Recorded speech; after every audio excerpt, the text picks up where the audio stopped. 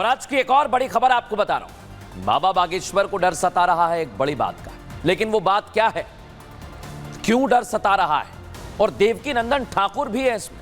लेकिन क्या हुआ है दर्शकों, आज आपको एक एक चीज बताता हूं। सीएम योगी आदित्यनाथ से लेकर हिंदू धर्मगुरु साधु संत लगातार आप सभी को एकजुटता का संदेश दे रहे हैं। बार बार जगह जगह से यह कहा जा रहा है कि बंटना नहीं है, बटेंगे तो कटेंगे, एक रहेंगे तो नेक रहेंगे, सुरक्षित रहेंगे। अब तक तो हिंदुओं को एकता की ताकत समझाने की कोशिश हो रही थी, लेकिन सनातन का झंडा लेकर चलने वाले बाबा बागेश्वर पंडित धीरेन्द्र कृष्ण शास्त्री अब चेताने वाले मोड में आ गए। ठठरी बांधने वाले बाबा बागेश्वर ने 10 साल बाद वाला पर्चा निकाल दिया है, या यूं कहें कि 10 साल बाद वाली भविष्यवाणी कर दी है। लेकिन इस भविष्यवाणी में क्या है, देखें रिपोर्ट।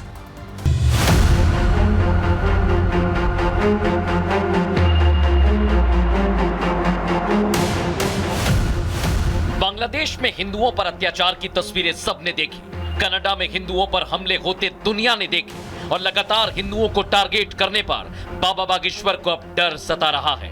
डर आज से 10 साल बाद वाला। बांग्लादेश में हिंदुओं के साथ अत्याचार हुआ तो उसने तो शरण मांग ली भारत से, पर विचार करो, भारत में अगर हिंदुओं पर अत्याचार होगा तो तुम कहां जाओगे?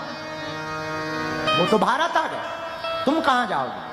इसलिए बाबा बागेश्वर ने हिंदुओं को एकजुट करने का बीड़ा उठा रखा है, जिसमें सहयोग कथावाचक देवकी नंदन ठाकुर का मिल रहा है। इसलिए सनातन यात्रा उन्होंने निकाली है, और सनातनियों को जगाने के लिए 7 दिनों तक राम कथा भी होगी। अरे हम तुम्हारे बाप थे भाई, बाप थे, बाप है, बाप रहेंगे। अगर हमें हटा दोगे तो हम कुछ नहीं बचेगा संसार में। मानवता किसको कहते हैं ये सनातन बताता है। साधु संतों के अलावा नेता भी इस बात पर जोर दे रहे हैं कि एक रहना है। जातियों में मत बटे, जातियों में बटेंगे तो कटेंगे, एक रहेंगे तो देख रहेंगे। हमें ना जाति के नाम पर बटना है, ना भाषा के नाम पे बटना है, ना क्षेत्र के नाम पे बटना है। हमें तो एकजुट रहकर अपने भारत को आगे बढ़ाना है और नंबर 1 देश बनाना है। हिंदू किसी को छेड़ेगा नहीं, लेकिन हिंदुओं को कोई छेड़े तो फिर किसी को छोड़ेंगे भी नहीं।